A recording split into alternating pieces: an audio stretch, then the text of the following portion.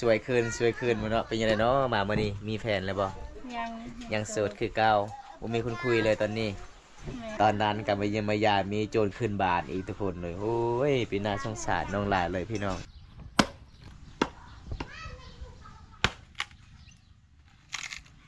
เราจำจะบ้าน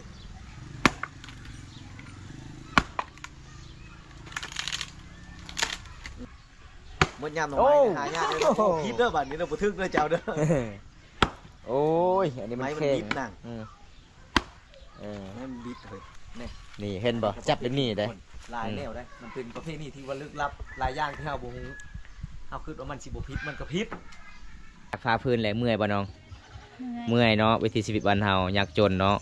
ขันบ่เฮ็ดมันก็บ่มีกินดีทุกคนอันนี้คือสาวไปคนงามด้วยทุกคนเลยมาเยี่ยมมายามเมื่อใดน้องว่าค่าดอง15 ล้านคือเก่าเด้อทุกคนบ่ได้ลดบ่ได้ขึ้นเนาะ แสดงว่าไอมาตอนนี้ก็บ่มีคนคุยเลย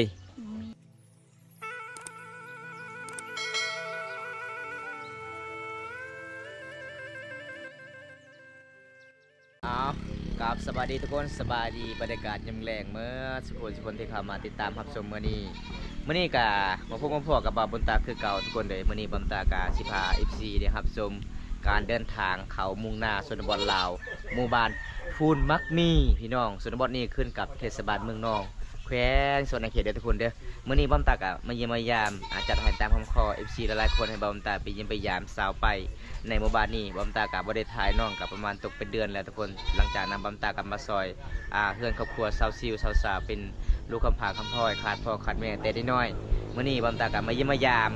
สาวไปคือเก่าเพราะว่าบ่าวบุญตาก็ไปเยี่ยมไปยามซองไอ้น้องเป็นลูกคำพาคำพลอยขาดพ่อขาดแม่มื้อนี้ก็บ่ได้พ่อก็เลยมาเยี่ยมมายามแวะมาเยี่ยมมายามสาวไปคือเก่าเด้อทุกคนไปกับทีมงานเฮา3คนคือเก่ามื้อนี้ก็สิได้พ่อหรือบ่น้องเพราะว่าบ่าวบุญตาก็สิอัปเดตให้วิถีชีวิตชาวลาวบรรยากาศแรงๆมื้อนี้มาเยี่ยมมายามสาวไปคือเก่าสบายดีผู้สาวปลามามื้อนี้งามขึ้นเลยเนาะ กินข้าวกับยังมื้อนี้ไอมามื้อนี้บ่มีอาหารกินเลยอ๋อมามื้อนี้ก็คือเริ่มใหญ่ขึ้นสวยขึ้นมื้อเนาะเป็นยังไงเนาะมามื้อนี้มีแฟนแล้วบ่ยังโสดคือเก่าบ่มีคนคุยเลยตอนนี้ใส่บ้านน้องชื่อยังเนาะชื่ออะไรใส่บ้านน้องว่าสิได้แปลงโทรศัพท์แปลงเลยบ่แปลงแล้วประมาณเท่าไหร่น้องแปลงมัน100,000อ๋อขายเนาะตอนนั้นว่าอยากได้โทรศัพท์ใหม่สุดท้ายบ่มีเงินจักซื้อบ่อ๋อก็เลยแปลงโทรศัพท์เก่าคือเก่าเอาพี่น้องอันนี้คือสาวไปคนสวยเด้อทุกคนบ่าวตาโดนแล้วบ่ได้ไปเยี่ยมไปยามน้องปกติบ่าวตาไปตอนนั้นก็ไปส่งน้องไทยอังคัวก็คือบ่ได้แวะมาเยี่ยมมายามน้องมื้อนี้ก็มาเยี่ยมมายามคือเก่าทุกคนไปกับทีมงานเฮา3คนมาเยี่ยมมายามสาวไปคนสวยเป็นจะได้เนาะสาวอาซิวกับสาวมื้อนี้บ่มีโจรขึ้นศาลน้องเลยบ่มีแล้วปลอดภัยเลยเนาะ ตอนนั้นก็มาเยี่ยมมายามมีโจรขึ้นบ้านอีกทุกคนเลยโอ้ยเป็นน่าสงสารน้องหลายเลยพี่น้องงามนะข่าวกว่าเก่าเลยจะไปใช้ยังมานาจะคือข่าวแถวบ้านนี้อยู่เพื่อนบ่ได้ไปเฮ็ดเวียกช่วงนี้เนาะแล้วเข้าแล้วน้ำแล้วก็บ่ได้ไปแล้วหรือว่าได้เงินไปซื้อเครื่องชำอางแล้วบ่ชุดนั้นจะว่าเครื่องชำอางก็บ่มียาสีฟันก็บ่มีจะว่าสบู่ก็บ่มีสิอาบน้ำมาวันนี้คือสิมีและงามกว่าเก่างามนะก็เห็นงาม FC ก็ยังยองว่าเจ้างาม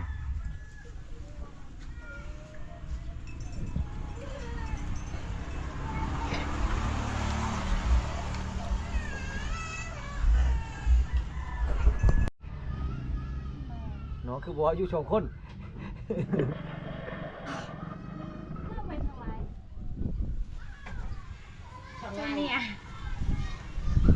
อีพ่อแม่น้องไปใส่มื้อนี้ไปให้อีแม่ก็ไปให้อยู่เพื่อนโอ้แสดงว่าอยู่คนเดียวเนาะ บ่ได้เห็นทางหลังน้องตามซินโอ้มามื้อนี้ก็อยู่เพื่อนอยู่ศาลเนาะเจ้าเนาะแลเวียกแลงานหมู่บ้านน้องกินแล้วบ่งะนะกินแล้วเป็นยังไงมื้อนั้นม่วนบ่บ้านเฮากินงะบ่ม่วน เป็นหยังคือบ่ม่วนเนาะ มีนะ อันนี้ยินข่าวๆก็ว่ามีโจรปล้นกันแม่นบ่มือบุญกินงะบ่ แม่น อ๋อตีกันบ่เนาะอ๋อทุกคนเลยเขตชนบทบ้านเฮานี่บุญกินงะบางคนบ่เข้าใจว่าเป็นหยังบุญกินงะบุญกินงะคือบุญเปิดประตูลาวเขาชนบทลาวชุมพรบรูเด้อทุกคนเลย ถือว่าเป็นบุญใหญ่หนึงเลยเนาะ แม่นอันยิ่งใหญ่ เจ้าว่ากินงะบ่ม่วนนะครับเป็นอะไรผู้บ่าวเจ้าบ่มา มีผู้บ่าว บ่มีมื้อนั้นบ่มีมื้อนี้ก็ยังบ่มีบ่ถ้ามีคุยจะคบจะคุยได้บ่ คุยได้ หมวกแดงเด้ คุยได้ อ้าวยอกน้องทุกคน พอเห็นเจ้าใช้ชื่อแดงเขาก็ถามหมวกแดงนี่แล้วแหละเจะมักบ่สีแดงบ่ อย่ามา คุยได้ ใครจะมักสีแดงกับหมวกแดงนี่ตึ้งแล้ว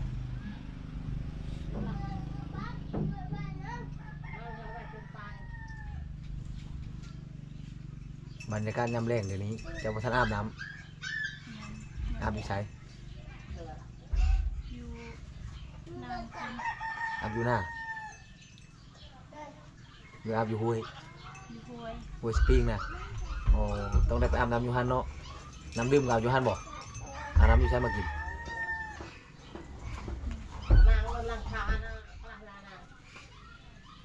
อยากเจอซ่าอย่างก็ตามอย่าง ไม่อยากเจอมึงจำเลย เฮ็ดหยังนี่กินเมียง จะมีอย่าง เจ้าเมียงคือกินเมียง เจอ เมียงยังเดี๋ยวนี้นะ ตำหมักหุ่น ตำบักหุ่งอืม ยังจะบอกสไปเขากินยังอยู่นี่นะ กินเมี่ยง กินเมี่ยงเบิ่งเมี่ยงก่อนเด้อทุกคน โอ้แซ่บเนาะไม่เท่าเนาะ กินส้มตำบักหุ่งพี่น้องเลยส่วนบทบ้านเฮาใส่ติ๊กเกลือเป็นนัวกินไปเลยเด้อพี่น้อง อันนี้จะเป็นบ้านชาวไปทุกคน โอ้ปืนชำนาญก็ต้องได้ผ้าเลยทุกคนถ้าเป็นบ้านเท่านี้ดังเลยชำนาญ วิถีชีวิตสาวลาวเนาะ ทั้งผ้าตัวน้อยคือผ้าตัวใหญ่ๆโอ้ทับตีนได้มันหายบ่บุตาบ่ เวลาวิธีนึ่งข้าวนี่นึ่งข้าวเป่าไฟนี่ต้องพาพื้นตลอดไปเนาะโอ้ต้องผ่าตลอดเลยทุกคนวิถีชีวิตสาวลาว เบิ่งมันงอดได้ ชนบทหมู่บ้านเฮา นี่นะ ต้องแบบนี้เลยทุกคน น้ำดึงมาตัวรุ่มนั่นน่ะ ต้องห้าพื้นตัวนอน ตัวมันแข็งตัวมันแก่กะขามันยากเอา ผ้าง่าย นี่แหละวิถีชีวิตสาวลาวเด้อทุกคนเลยดำรงชีวิตบรรยากาศยามแรงๆระวังเด้อยับใกล้ๆดิเบาแก้ว ตั้งลูกเคยมีแห้งแล้วไหมก็ทำน้ำข้าว เนี่ยโอ้ไม่มันเด็กเก่งนะคนได้เป็นเมียถือว่าโชคดีเลยทุกคนผ้าพื้นใด อืม ไม้มาแปลงง่ายอยู่ คักเนาะ กินกันไปนั้นเลยเนาะ ถนัดไอรีเลยพี่น้องสาวป้ายฟ้าพื้นเด้อทุกคนบรรยากาศยุ่งแรงสาวโสดในหมู่บ้าน พอมื้อเช้านี้ลูกแต่เช้าจะเสียงดังบ่ได้เด้ตกๆเด็กๆเด้ อืม ร้านเพิ่น โอ้ย เที่ยงเขาก็จะนอนเบิ่งได้โอ้ยเป็นตายานดิ โอ้คักเก่งหลายส่วนหลายสาวลาวเขตชนบทนี่เขาเจ้ากับบ่ได้ใช้ถ่านนะทุกคนใส่แต่พื้นเอาทอนไม้ เตาแก๊สบ้านเฮา ตัดแล้วก็ตากให้มันแห้งแล้วก็เฮ็ดฟืนดังไฟดำรงชีวิต เพิ่งนะบอก มันนอกมันนาสุขภาพรู้มันบอกวันเฮาเด้อทุกคนต้องแบบนี้เด้อพี่น้องเอ้ย โอ้น้อยชำนี้ก็ได้ผ้าเนาะเอาผ้าก็ต้องเพื่อให้มันลุกดีนะทุกคน โอ้คักเนาะตัวนี้เนาะแม่นขนาดเลยสาไปนี่เก่งปลางามเลยทุกคนเลยฟ้า ข้าเจ้าบ่จะผ้าพื้นนี้คอยสิบอกในเรื่องสะพายเจ้าเอาปูผู้ท่านผู้ไทยคือคอยนี่คอยบ่ให้เจ้าเฮ็ดดอกเวียกแบบนี้นะแถวคิดผู้ไทยมันนี่มีแต่ผู้ชายได้เฮ็ดได้เขาจะบ่ให้เมียได้ไปหาลูกหาพื้น โอ้ฟืนห้ายเลยเด้นี่เนี่ย ทำมากันยังพลาดอยู่เนาะคือว่าพลาดครึ่งแล้วก็แล้วเลย ครับเดี๋ยวทุกคนเลยเจ้าถนัดเกี่ยวกับดำรงชีวิตแบบเดิมๆเห็นบ่โปะบัดเดียวเลยพี่น้องผู้ยิ่งแบบ เขียดชนบทคือน้องนี่ขยันนี่หายากเลยทุกคนส่วนหลายสมุนนี้เขาเจ้าก็มักไปเที่ยวคือน้องนี่โอ้สู้ชีวิตเลยทุกคนเลยดำรงชีวิตบ้านนอกบ้านนาบรรยากาศยามเมืองแรงสาวลาวบ้านเฮานี่ว่าพี่น้องถ้าเขาได้เอา อยู่ไกลบ่ได้ในย่านขวานล่ะ แฟนเขียนนี่บอกเลยบ่ผิดหวังพี่น้องพี่เขียนวิสานสำเร็จพี่น้องเขาเจ้าเฮ็ดเด้อพี่น้องเก่งแต่น้อยๆพี่น้องคักเนาะขี้พุ่นจะพาฟืนโป๊ะๆอ่ะ มาเป็นชนบทนี่ได้เรื่องเลยทุกคนมาทุกทางแล้วแต่ว่าเรื่องคิดอยู่ให้กินเพราะว่าเป็นแม่สีเลือดมันได้อยู่ โอ้ เอาไว้ได้คน สุดยอดสุดยอด หาเงินเก่งเลยมาบ่ถือข้างและเข็นเขาเพราะว่าเขาจะเลี้ยงลูกอยู่น้องครอบน้องครัว ตัดอีกเนาะ ผู้หาเงินชั้นได้ โอ้ คือชนบท ป๋า เนื่องจากว่าเนาะ แห้งได้ บอกกามใหญ่ๆนี่ขายทุกมือตามเบิ่งตัดเครื่องยิงเนาะ นี่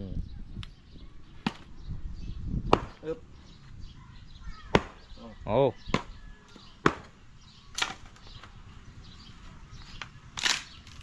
พื้นเราได้เราหาไว้หลายอยู่ทุกคนข้างหลังแต่ว่าบริผ้าไว้ผ้าไว้ส่วนใดส่วนหนึ่งแล้วมันเบิดแล้วจังมาผ้าอีกเห็นมันได้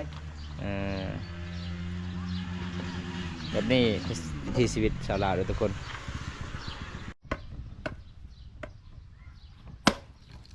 เบียวหน่อยนึงเนาะบ้าน แอลกำลังอ่อนเลยเด้ อ๋อไม้ตัวนี้มันบิดได้น่ะ อืม เดี๋ยวยากได้ตัวนี้แล้ว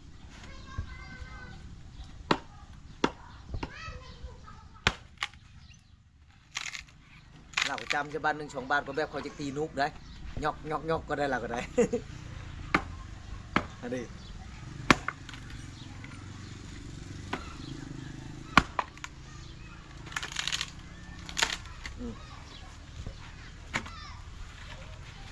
ได้ยังไงอาหารตัวแรกนี่บ่มีอาหารกินแล้วบัดนี้หมดยามหน่อไม้หายากเลยโอ้คิดเด้อบัดนี้เราบ่ทึกเด้อเจ้าเด้อ โอ้ย อันนี้มัน ไม้มัน แข็ง บิดน่ะ อืมเออ ไม้มันบิดเฮ้ย เก่งเลย เดี๋ยวเราจับงัดตัวนั้นโลดได้เก่งได้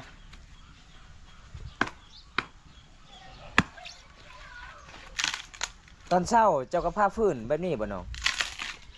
โอ้แสดงว่าเบิดตอนได้ลงไปพาฟื้นตอนนั้นเนาะวิถีชีวิตบ้านเฮาเด้อพี่น้องนี่ล่ะว่าวิถีชีวิตแบบเดิมๆแบบโบราณ ดิเจ้าของ ดำรงชีวิตบ้านดอกบ้านนาสาวลาวหมู่บ้าน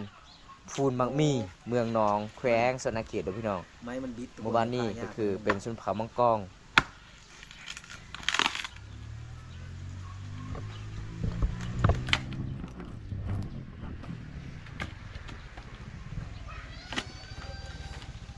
โอ้ล่าเลยเนาะพอดีแล้วสำนีน้องเอ้ยถ้าพบพระถ้าเจ้าพามัดก็คืออีฟอยเมียหายเด้ เมื่อยแล้วเพื่อเต้งคนนั้ เบิ่ น ง เราก็ เพื่อ ได้ แต่คือแต่เต็มหน้าเต็มตาทุกคนเลยป้า มัดบ่น้องเอาขึ้นอยู่ในเฮือนบ่น้องเบิดบ่ เดี๋ยวเจ้ากระป้อนขึ้นก้อนนั่งป้อนขึ้นทันก็ได้ขึ้นไปฮุบเอาทาง ขลับได้บ่ได้เด้ เอ๊ะ ขลับได้ ให้ได้ไหน ต้องขึ้นไปเลย อ๋อป้อนพื้นขึ้นบ่ได้ต้อง บ่ได้ โอ้ นี่เห็นบ่จับแบบนี้ได้ ลายแนวได้ มันเป็นประเภทนี้ที่ว่าลึกลับหลายอย่างที่เฮาบ่ฮู้เฮาคิดว่ามันสิบ่ผิดมันก็ผิด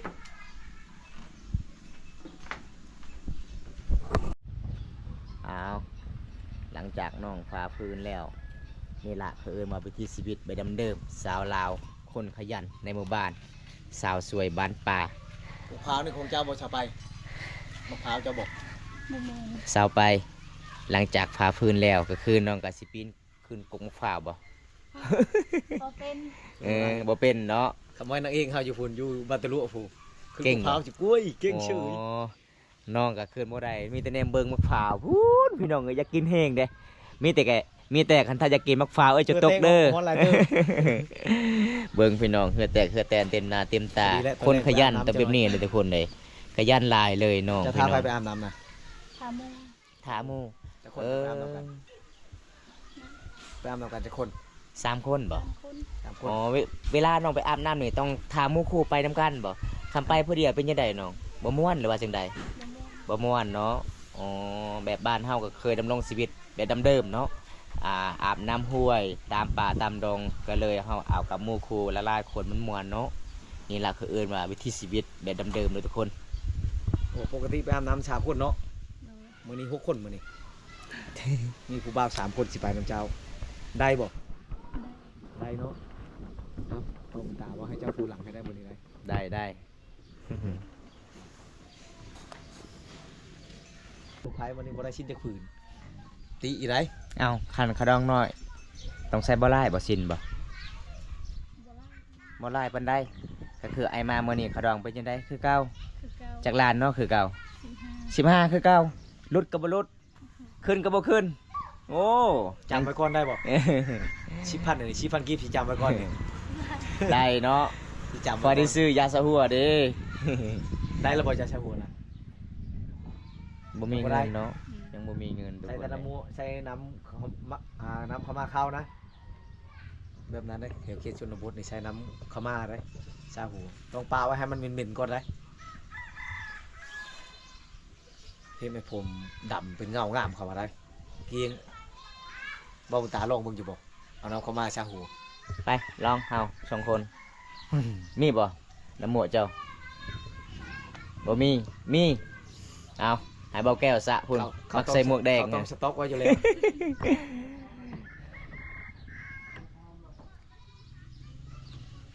จังโมงพ่อแม่เจ้าชิมาพ่อเจ้าชิมาแต่ให้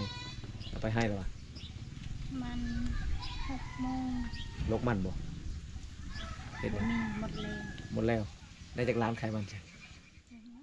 โอ้โหกว้างบ่